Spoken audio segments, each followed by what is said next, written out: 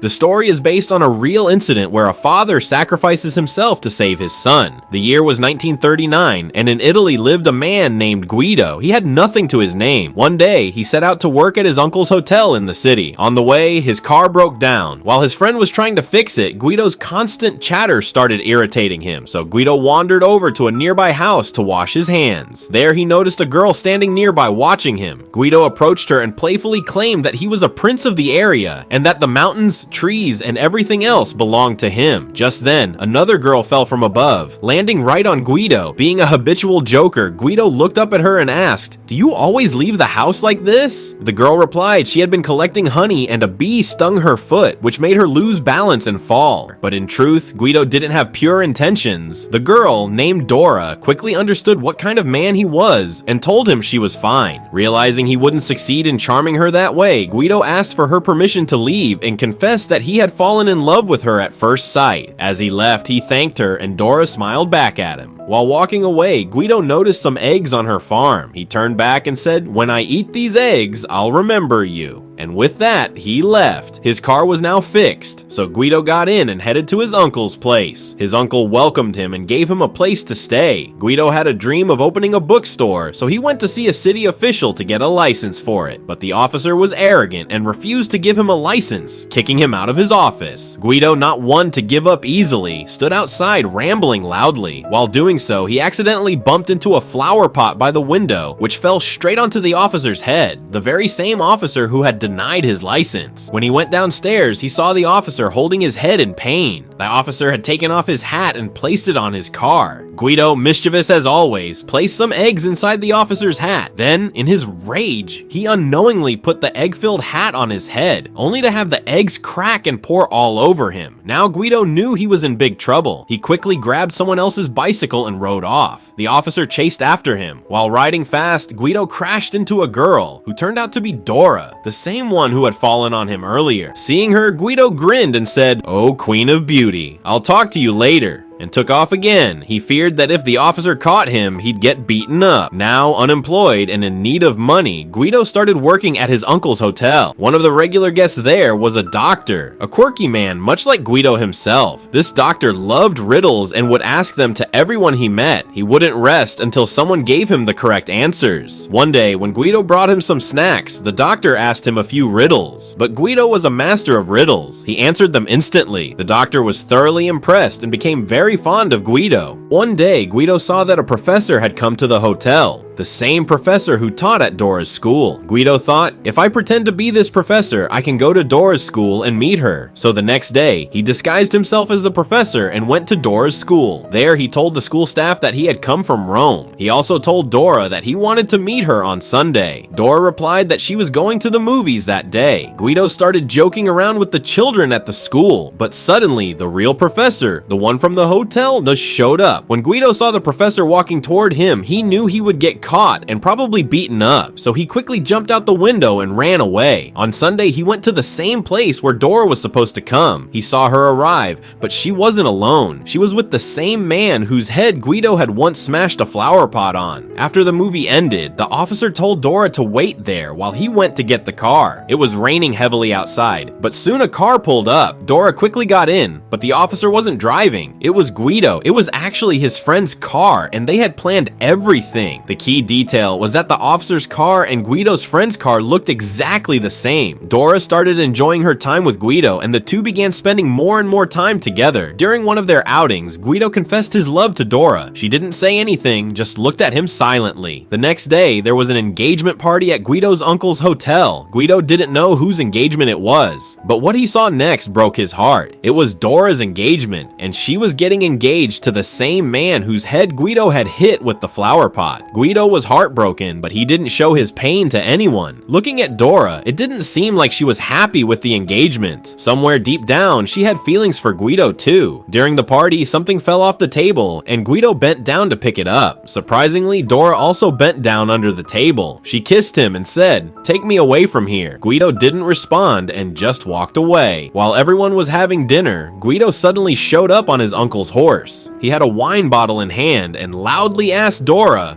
"Will you come with me?" Everyone thought it was a joke, but Dora climbed onto the horse with him. And just like that, the two rode away, leaving everyone stunned. Eventually, they got married. A few years later, they had a son named Giosue. Dora and Guido were living a happy life together. They loved each other deeply. Guido had left the hotel job and opened a small bookstore. But times had changed. World War II had begun. Signs were put up everywhere, warning that people of Guido's heritage were not welcome. When his son asked him what it all meant, Guido replied, "I don't know, my son." One day when Dora returned home, she found the entire house in complete disarray. Guido and their son were nowhere to be found. Panicked, she rushed to the railway station where Hitler's army had gathered many Jewish families for deportation. In one of the train cars, she spotted her husband and son. Without hesitation, Dora declared, "I'm going too. My husband and son are on that train." So they put her on the train as well. They were taken to a concentration camp where Dora was separated from her family because the women were housed in a different section. Confused and scared, Giosue asked his father, "Papa, is this some kind of game?" Guido gently replied, "Yes, my son. All these soldiers are just part of the game. Whatever they tell us to do, we have to follow. This is a very special game and we have to be really smart to win it." The boy asked, "What's the first prize?" Guido smiled and said, "Whoever wins the game gets to ride in a real tank." Giosue absolutely loved tanks, so he got excited. They were soon brought into a large hall where Guido saw many people from his country dressed as prisoners. He was shocked, but he didn't let a single hint of fear show on his face. He didn't want his son to realize what was really going on. He quickly claimed a bed for them. Giosue said, "I don't like it here. It's dirty, noisy, and uncomfortable." Guido playfully explained, "Everyone is just trying really hard to win the game. Now you also have to be clever and do exactly what I say." The little boy, missing his mother, insisted on going to her. Guido gently distracted him again, saying, "Once we win the game, we'll go home together." The boy kept asking questions, but Guido kept making things up to protect him. One day, a German officer came in with two soldiers and asked if anyone knew German. Guido raised his hand, even though he didn't actually know the language. The officer, believing him, started speaking in German and asked Guido to translate for everyone. Guido didn't understand a word, but by watching the officer's expressions and gestures, he began to pretend he was translating the game's rules to the group. Since the officer didn't understand Italian, he had no idea Guido was making everything up. Guido told everyone, "To win the game, you need to collect 1,000 points. Anyone who doesn't collect enough points will be eliminated, but the winner will earn a very important prize." Hearing this, Giosue lit up with joy. He believed every word his father said. He truly thought they were playing a game. The next morning, all the men were taken to work at a factory. The work was hard, grueling, and exhausting. When they returned in the evening, they were too tired to even speak. But Guido, no matter how exhausted he was, still put on a cheerful face for his son. He told Giosue, "I earned 48 points today. Did you play with the other kids?" The boy replied, "Yes, but none of them seem to know that a game is going on."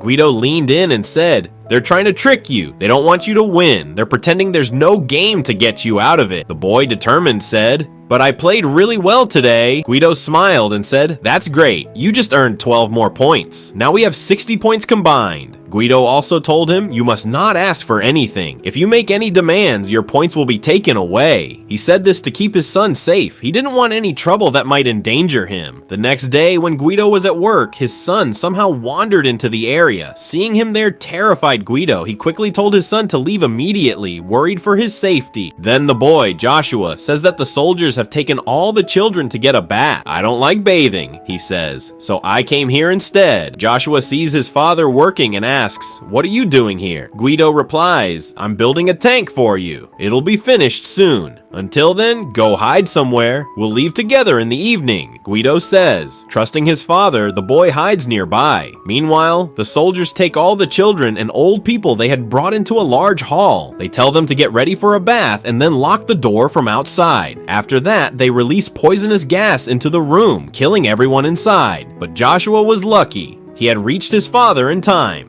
Now, out of all the prisoners, only one child remained alive, Joshua. The next day, a doctor came to check all the prisoners. Anyone who was not healthy would be executed. When the doctor reached Guido, he recognized him. This was the same doctor who used to visit Guido's uncle's hotel and would ask Guido riddles, which Guido always answered correctly. The doctor asked Guido a riddle again, and Guido answers it correctly. Feeling pity for him, the doctor tells Guido that a party will be held in a few days and offers him a job as a waiter at the party. quickly. When Guido returns to his room, he starts looking for his son, but doesn't see him right away. Then he notices Joshua hiding in a corner, terrified. Guido asks him what happened. Joshua says he overheard a soldier saying that people here are being killed and turned into soap and buttons. Though Guido is deeply scared himself, he doesn't want his fear to pass on to his son. Laughing, he tells Joshua, "Have you ever seen a person turned into a button or a bar of soap? They're just lying to scare you, so you'll lose the game. We need to be even more careful if we want to win." Guido's playful explanation convinces Joshua again that it's all just a game. Even though Joshua no longer liked being there and wanted to go home, Guido kept up the illusion, saying, "You're so close to winning. If you leave now, you'll miss your chance." Once again, Joshua believes his father. The next day, a big party is held at the camp. Guido is working there as a waiter. He notices many children playing hide and seek. Then he sees one child hiding inside a box. Excited, he rushes to bring Joshua so he can see it too and believe more in the game. Guido brings Joshua to the hiding spot where the child is still inside the box. When Joshua sees the child hiding, he becomes convinced that this really is a game after all. As Joshua walks away from the box, a female guard spots him. She starts suspecting that he is a German child. Guido becomes extremely scared and quickly tells Joshua not to say anything, because Joshua is actually an Italian child. A female guard mistook Joshua for a German child and took him to a party. Joshua joined the party and after many days finally ate some good food. Guido was working there as a waiter. When Guido served food to Joshua, Joshua said thank you in Italian, but a German waiter overheard it. He didn't know which child spoke Italian, but he immediately called his superior and said, "There's an Italian child here." When the woman arrived and looked around, Guido was teaching all the children to say thank you in Italian, but the woman angrily said to Guido, "I told you not to talk to the children." After the party ended, Guido took his son back. That night, the camp was attacked. They found out that American soldiers had arrived to attack the camp. The German soldiers were preparing to fight them. Guido said he wouldn't stay there any longer. He took his son outside and told him, "The game is about to end now. If you want to win, you'll have to hide until morning. If you survive, you'll earn your final 1,000 points and win the game. Then you'll get to ride on a real tank." He took Joshua to a place where a German child had once hidden. He told Joshua, "You must stay inside this box until everything outside becomes quiet." Then Guido left his son there and went in search of his wife. After going further, he saw a truck loaded with many women being taken away. He sneaked behind the truck and asked the women, "Is there a woman named Dora in here?" A woman named Dora did come out, but it wasn't his wife. It was someone else. Just then, a German female officer spotted him. Guido ran to save himself, but two soldiers caught him. Guido started feeling that this might be the last moment of his life. The box with his son inside was right next to him. They were taking Guido somewhere far away. Guido looked at his son, and Joshua looked back at him. Guido winked at his son, and Joshua winked back. Joshua believed that his father had been caught in the game. Then Guido walked ahead quietly, although he was broken from inside. To save his son, he accepted his fate. They took him into a room and shot him. His son, hidden in the box, saw all this, but still thought it was part of the game. Guido sacrificed his life to save his son. Joshua, remembering his father's words, stayed inside the box all night. In the morning, when silence had returned, Joshua came out. He saw that everything was quiet. The German soldiers were retreating, and the prisoners were escaping. Joshua also started walking away. Suddenly, an American tank appeared in front of him. Joshua thought he had won the game, and that the tank had come for him. An American soldier got down from the tank and asked, "Weren't you scared being here?" But Joshua wasn't a boy who got scared easily. The American soldier then lifted him up onto the tank. Joshua was fully convinced that he had won the game. The soldier took him ahead, where all the Italian prisoners were being gathered. There, Joshua saw his mother. He was overjoyed to see her. And with that, the story comes to an end. This film is actually based on a true story from a book. It's a deeply emotional story. It's a tale of how a father protects his son during unimaginable times.